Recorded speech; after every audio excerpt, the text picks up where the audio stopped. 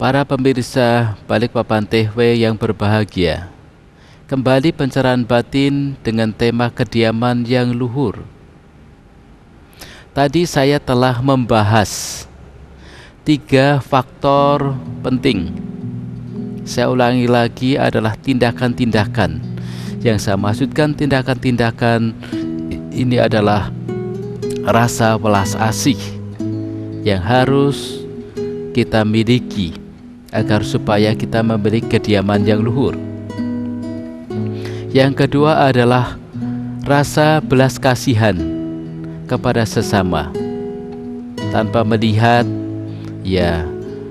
orang dari mana, atau kulit, warna apa, turunan dan sebagainya, juga tanpa melihat makhluk manapun.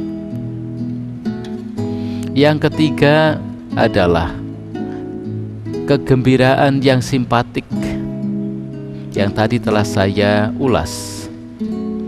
Para pemirsa yang berbahagia, dari ketiga faktor ini akan menumbuhkan faktor yang keempat, sehingga seseorang dapat memiliki kediaman yang luhur, yaitu ketenang-seimbangan batin. Seseorang yang memiliki ketenangan dan keseimbangan batin, maka seseorang itu karena telah memiliki faktor yang tadi telah saya sebutkan. Nah, para pemirsa yang berbahagia,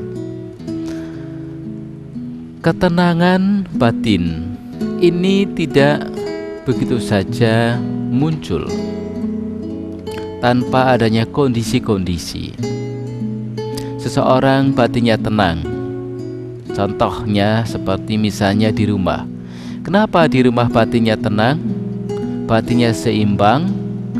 Ya, ketika di rumah ini tidak ada persoalan yang berarti. Tapi ketika di rumah ini ada masalah yang dibawa oleh istri atau suami atau anak, maka ketenangan kita ini menjadi berkurang, bahkan bisa hilang ketenangan kita, tidak seimbang lagi. Karena tidak seimbang, kemudian maka timbul marah, istri dimarahi, anak dimarahi, atau sebaliknya, istri yang marahi suami atau anaknya, bisa juga. Kenapa? Karena batinnya tidak seimbang. Batin yang tidak seimbang adalah batin yang tidak tenang. Batin yang tidak tenang, tidak seimbang karena tidak memiliki rasa welas asih, tidak memiliki rasa belas kasihan, merasa tidak simpatik kepada orang lain. Tapi cobalah, kalau di rumah saudara itu sama pasangan hidupnya memiliki rasa belas asih, kasihan suami saya, kasihan istri saya, kasihan anak saya. Saudara memiliki pikiran yang baik seperti itu. Nah, bukan hanya di situ saja, lalu memiliki rasa belas kasihan. Oh, istri saya ini belum makan, dia sedang sakit, ambilkan makanan. Istrinya sedang haus, ambilkan minumnya. Begitu pula sebaliknya, begitu pula kepada anak-anak. Karena memiliki rasa belas asih, rasa belas kasihan kepada orang lain, apakah itu istri atau suami atau anak, atau bahkan orang-orang di luar yang bukan anggota keluarga kita sekalipun. Karena itulah seseorang ini bisa memiliki batin yang tenang, memiliki batin yang seimbang. Apalagi memiliki hal yang ketiga, kegembiraan yang simpatik. Kadang-kadang sama orang dekat sendiri bisa terjadi. Kalau istri itu lebih sukses daripada suaminya, suaminya menjadi ketakutan, menjadi cemburu kepada istrinya, tidak suka istrinya lebih sukses daripada suaminya. Padahal sebenarnya sebagai seorang suami yang baik harus merasa bahagia kalau istrinya sukses, merasa simpatik, merasa gembira kalau orang lain apalagi istri sendiri itu sukses. Ada lagi yang lucu, anaknya sukses berhasil malah orang tuanya nggak senang. Katanya, wah anak saya nyaingi orang tua. Nah itu kan satu kebodohan. Nah mestinya karena anggota keluarga sendiri, anak-anak sendiri sukses, orang tua mesti harus bangga, tidak merasa disaingi sama anak sendiri, tidak merasa disaingi oleh istri atau suami sendiri yang sukses. Karena kesuksesannya salah satu anggota keluarga sungguhnya adalah kesuksesan keluarga itu sendiri.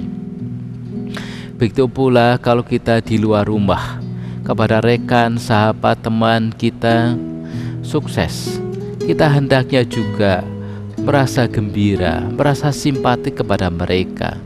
Karena dengan begitu, maka itu akan membuat kita juga bahagia. Tidak kemudian malah kita merasa cemburu, iri hati terhadap keberhasilan orang lain. Kalau kita selalu cemburu dan iri hati terhadap keberhasilan orang lain, bagaimana mungkin kita bisa sukses seperti orang lain itu? Karena kita sudah keburu, waktunya habis, hanya iri hati, hanya cemburu, hanya dengki, dan kita tidak mengoreksi diri bagaimana kita supaya menjadi sukses seperti orang lain.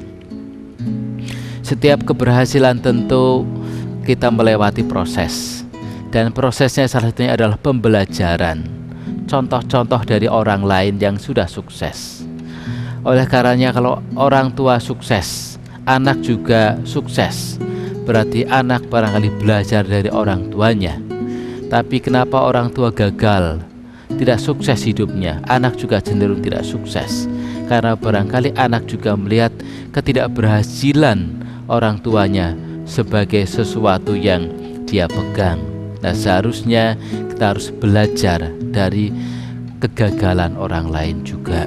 Selain belajar dari kesuksesan orang lain, kita harus belajar dari kegagalan orang lain. Tanpa harus sebenarnya kita harus mengalami gagal sendiri. Tapi kalau kita mengalami kegagalan di dalam hidup kita, ya kita juga harus mau belajar, harus mau koreksi pada diri sendiri. Nah tentu saja orang yang memiliki kediaman yang luhur di dalam batinnya, orang itu dapat dikatakan sukses apabila seorang itu memiliki tindakan-tindakan yang disertai rasa belas asih, memiliki rasa belas kasihan terhadap orang lain atau sesama orang lain, bahkan makhluk lain. Yang ketiga, memiliki kegembiraan yang simpatik terhadap keberhasilan, kesuksesan orang lain. Nah, orang demikian akan memiliki faktor yang keempat di dalam batinnya, yaitu memiliki ketenangan atau keseimbangan batin. Tentu orang yang memiliki ketenangan batin atau keseimbangan batin itu adalah orang yang memiliki batin yang luhur. Karena itu merupakan sebenarnya wujud daripada proses latihan yang telah dikembangkan dari dirinya sendiri. Tidak mungkin seseorang itu memiliki sisi kebaikan tanpa seorang berbuat baik. Tidak mungkin seseorang mengalami kesuksesan tanpa seorang itu berusaha bekerja keras. Bahkan barangkali harus mengalami kegagalan demi kegagalan. Nah, semuanya itu sesungguhnya adalah satu perjalanan hidup seseorang. Nah, bagaimanakah perjalanan hidup kita senantiasa kita dapat isi dengan sifat-sifat yang luhur di dalam batin kita? Kalau kita memiliki sifat-sifat yang luhur di dalam batin atau pikiran kita, maka sungguhnya seorang itu juga akan luhur hidupnya. Bukan kita luhur hidupnya, kita pahami, rasakan sendiri, tapi jelas apa yang kita lakukan baik, orang lain pun akan menganggap sama yang baik. Orang lain pun akan menilai kalau kita memiliki sifat-sifat yang baik, menilai yang sama dengan apa yang kita lakukan, yaitu orang akan melihat keluhuran budi, keluhuran pekerti kita. Nah, zaman sekarang ini sebenarnya ya keluhuran budi, keluhuran pekerti atau budi pekerti ini sudah sangat menurun dan merosot, karena kebanyakan orang selalu berorientasi kepada kebendaan atau materi, tidak berorientasi kepada keluhuran batin sebagai kediaman yang luhur. Seseorang ingin meluhurkan hidupnya, mau tidak mau harus meluhurkan batinnya. Para pemirsa Paripokan TV yang berbahagia, inilah pencerahan batin dengan tema kediaman yang luhur. Semoga kita semua senantiasa hidupnya menjadi luhur, hidupnya menjadi bahagia, menjadi sejahtera. Sekian, semoga semua makhluk berbahagia. Satu.